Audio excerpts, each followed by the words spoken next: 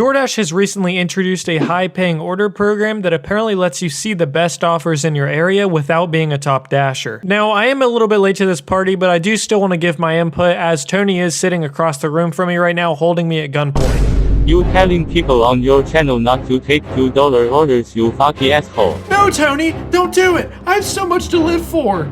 I saw you decline that Wendy's order last night, and for that reason, you must— Okay, Tony, okay. I'll take every order. Just don't hurt me. And we'll sing hallelujah.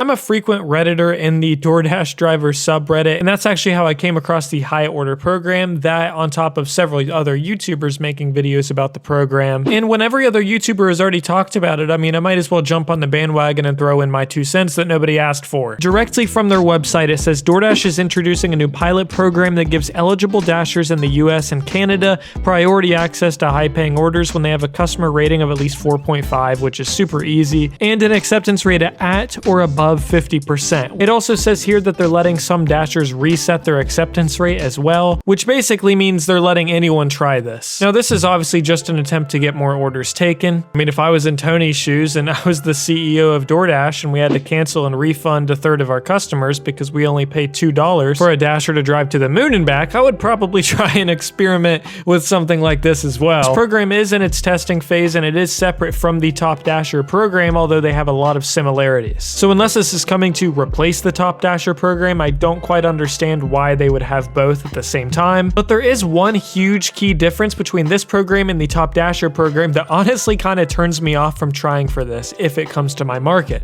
Basically, if you want to go for Top Dasher, you could spend 27 days out of the month taking, only cherry picking, taking the best orders, and then spend the last 3 days or so taking every single order to get your acceptance rate up to 70% and rinse and repeat. You don't have to keep your acceptance rate that high for the entire month. Your stats just have to match on the first day of the month. But with this program, it's a little different because if you look at the way they worded it on their website, it does look like that they are going to kick you out of this program if you fall below the 50% at any point during the month. So that means you can't really be cheeky and spend 3 days, taking half the orders and then reaping the benefits for the entire month. But that's the only reason that I would ever go for Top Dasher or something like this. That's sheer insanity.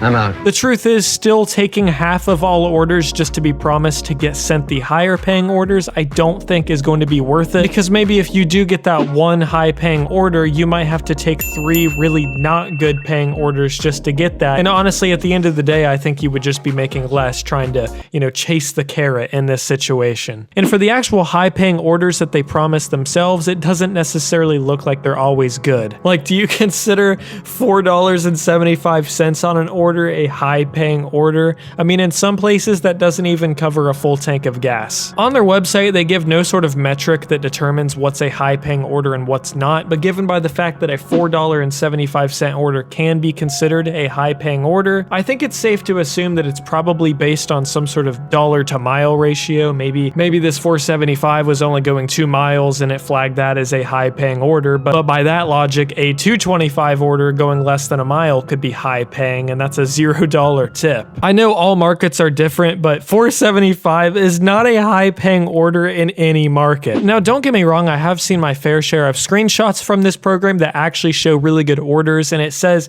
the difference is it'll actually say total will be higher rather than total may be higher, which it says now already on every single order. But again, my counter argument is I would get these anyways. Like, I already see really good paying orders not having to take all the bad ones just to get the good paying orders. My acceptance rate right now is sitting around 20%, and I already see orders that would be considered high paying. The high paying order program reminds me a lot of going to Taco Bell and just getting a single soft taco. By even showing up to Taco Bell, you're basically already committed, so at that point, why not just go for the Mexican pizza or get 6 soft tacos? I mean, you're already going to get diarrhea. The same way it doesn't make sense to just go for the large order program when you can go for the Top Dasher program with just a little bit more effort effort and reap all those benefits for an entire month without worrying about falling out of the program, as well as even being able to dash whenever you want to. Now, if this program had an entry of 40% or even 30%, I think it would be a little bit different, but I don't think they would ever go that low. But that's the only way it would make sense to go for this and not just go the extra mile and get top dasher. Now, lastly, to prove my point one more time for people who may be new to the channel and don't really understand why taking half of orders would not be profitable, and honestly just for my own entertainment, I'm going to run my dash and see the first 10 offers I get. And I know 10 isn't a huge sample size, but it should at least give us an idea of what kind of offers we might have to take if we did take at least half of all offers throughout the entire month. Now, no matter what orders we get, I'm not going to skip out on any to prove any sort of narrative. I'm legitimately just going to look at the first 10 offers I get. And my very first offer is $2.25 per 3.1 miles. Now, I